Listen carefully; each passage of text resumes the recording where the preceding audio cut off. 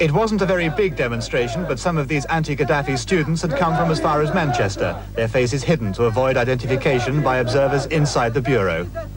Gaddafi is a terrorist! Down, down with Gaddafi! Down, down with Gaddafi! Down, down with Gaddafi! Down, down with Gaddafi! Carefully watched by the police, they left their coach and started parading in front of the bureau.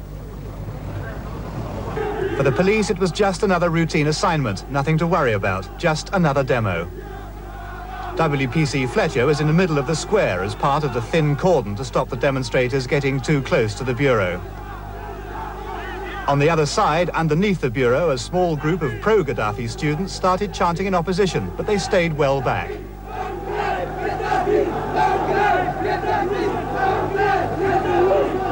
And then the shooting.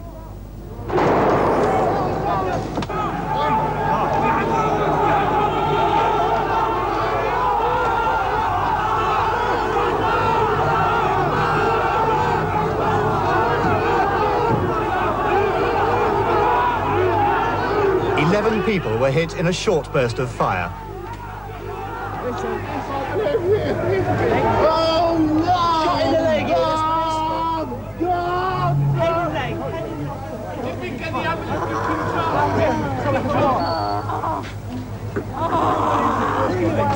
Seriously wounded and probably unconscious, WPC Fletcher was carried into an ambulance and rushed to Westminster Hospital.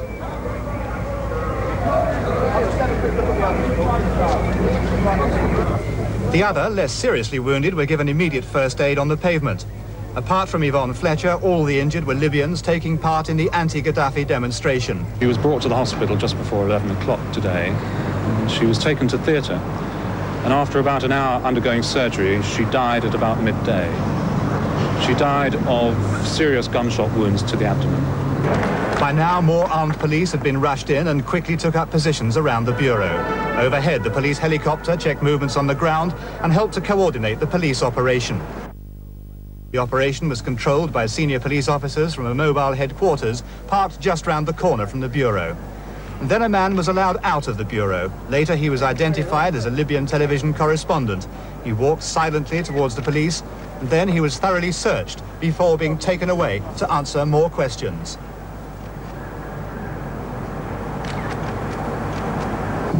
By now, the police had decided to evacuate the whole area and to get the thousands of office workers near the bureau out as quickly as possible.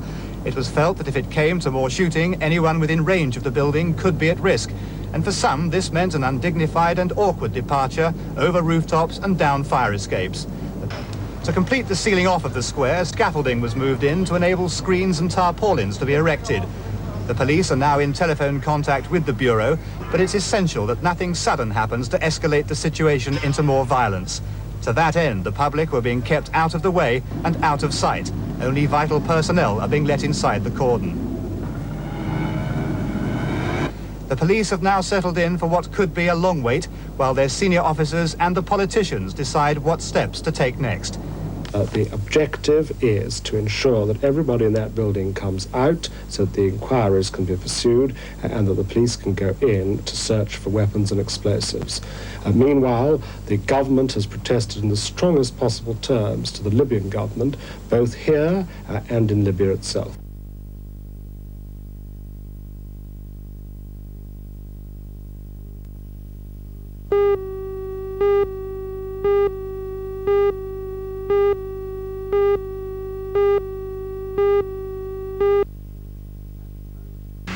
At the moment, State Highway 23 is planned to turn off from Lookout Road, north of the new hospital site, and cut through bush on its way to Jesmond.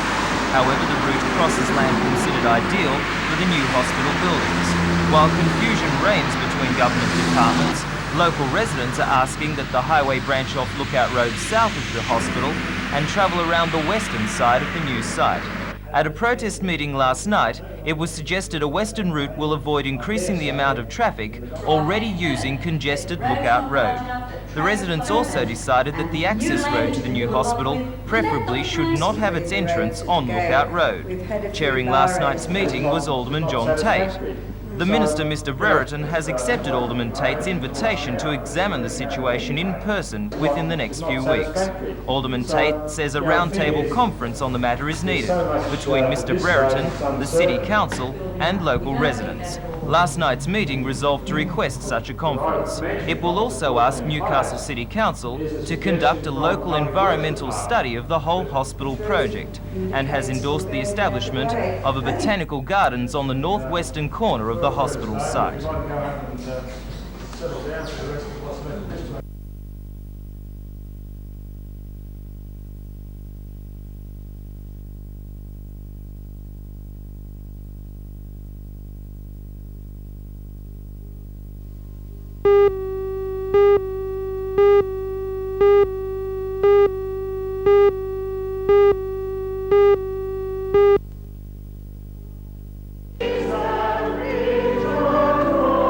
Irrespective of to what church they belong, Christians respect Good Friday as the day Christ died on the cross, and so it's seen as a natural occasion for members of the Anglican, Catholic and Uniting churches to join in ecumenical services such as the one conducted in Charlestown this morning. In the Catholic Church, ministers of these several religions joined in conducting the Stations of the Cross, the traditional way of recalling the agonies suffered by Christ on the road to Calvary. Originally planned as a street procession, the Way of the Cross was forced indoors by today's wet weather. Later in the day, many churches conducted services at 3 o'clock, the time at which it's believed Christ died. For the Greek Orthodox Church, today was a day of preparation for a solemn ceremony tonight. Because of a different approach to calculating Easter, the Greek Easter is usually a fortnight or so later than the Western Easter. However, the two fall into line during a leap year. Tonight, this flower-decked cenotaph will be carried in procession around the streets of Hamilton, while the culmination of the Orthodox Church's Easter will be a midnight ceremony tomorrow night. That ceremony will be followed by a traditional meal to mark the end of a period of fasting.